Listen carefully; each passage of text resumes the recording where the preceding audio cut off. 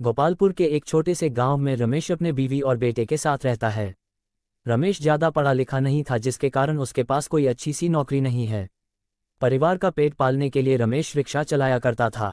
रमेश काफ़ी गरीब था और उसका एक ही सपना था कि वो अपने बेटे को पढ़ा लिखा कर एक अच्छे मुकाम पर पहुंचा सके। एक दिन रमेश अपने कमरे में सो रहा होता है, तभी उसे कुछ हलचल की आवाज़ आती है।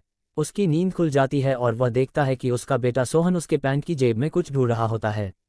रमेश फौरन उठकर सोहन पर चिल्लाकर पूछता है, रमेश क्या कर रहा है तू? अपने पिता की आवाज़ सुनकर सोहन डर जाता है और कहता है, सोहन पापा वो मैं। सोहन अपनी आंखें नीचे कर लेता है। रमेश तू चोरी कर रहा था? अपने पापा को चिल्लाता देख सोहन रोने लगता है। रमेश तेरी ऐसी कौन सी इच्छा है जो मैं पूरी नहीं कर पाया? ऐसे कौन से खर्चे हैं तेरे जिसकी वजह से अपने बाप के पैंट से पैसा निकालना पड़ा?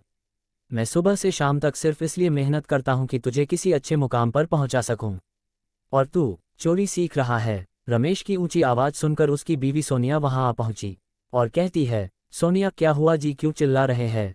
रमेश पूछ इस नालायक से ये बताएगा। सोनिया क्या हुआ सोहन, और तू रो क्यों रहा है? सोहन कुछ नहीं कहता, बस सिर नीचे किए रोता है। रमेश ये अपने बाप की जेब साफ कर रहा था।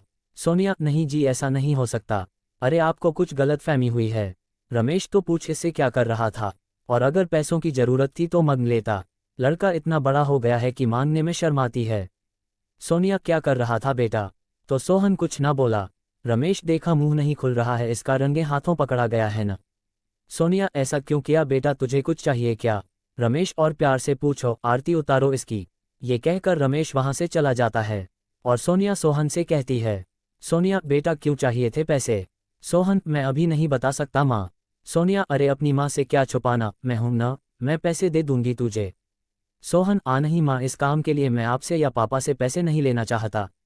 सोनिया ऐसा क्या काम है? सोहन मैं अभी नहीं बता सकता माँ। ये कहने के बाद सोहन वहां से चला जाता है। उसे रोकने के लिए उसकी माँ उसे आवाज़ लगाती है, पर सोहन नहीं रुकता। सोहन घर से निकल जाता है और चलते चलते सोच रहा होता है, क्या करूं, आखिर कहाँ से 500 रुपये का इंतजाम करूं? मेरे पास वक्त भी तो कम है, अगर आज शाम 5 बजे तक पैसे नहीं मिले तो सब बेकार हो जाएगा। कैसे भी करके आज शाम से पहले पैसे का इंतजाम करना पड़ेगा। सोहन अपनी सोच में खोया होता है। तभी उसका दोस्त हरीश उसे आवाज़ देकर बुलाता है।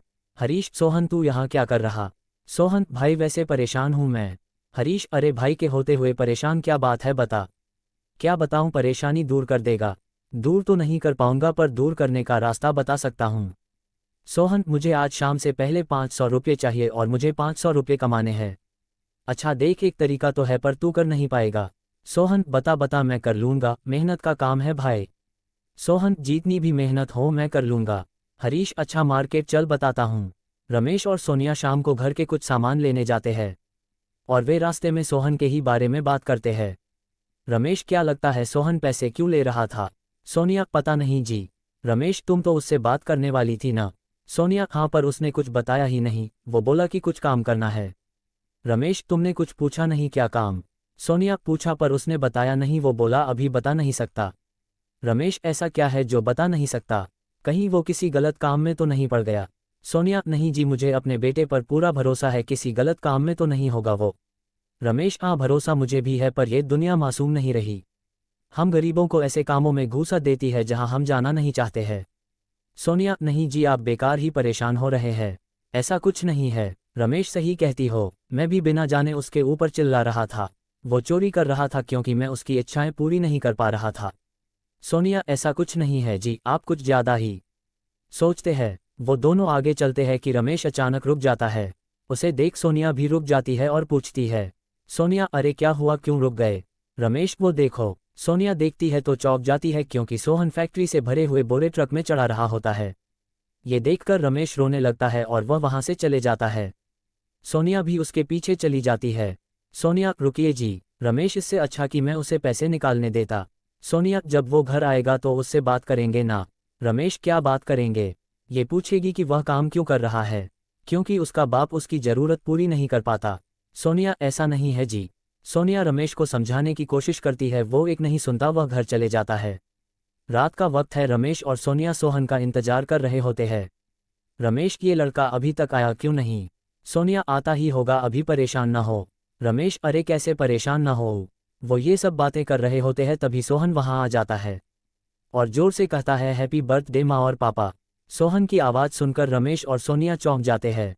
सोहन के हाथ में एक केक होता है और वह कहता है, सोहन, याद है मैंने आपसे पूछा था कि आपका जन्मदिन कब है? तो आपने कहा था कि हमारा जन्मदिन 1 सितंबर को आता है और आज 1 सितंबर है। और मैंने आपको वादा किया था कि मैं आपका जन्मदिन मनाऊंगा। ये सुनकर रमेश सोहन को गले से लगा लेता है। रमेश, तू हमारे लिए ये सब कर रहा था और मैं तुम्हारे ऊपर इतना चिल्लाया, मुझे माफ़ कर दे बेटा। सोहन, अरे पापा ऐसा कुछ मत कहिए, चलिए केक काटते हैं। और उसका पूरा परिवार मिलकर केक काटता है और खूब मस्ती करते हैं।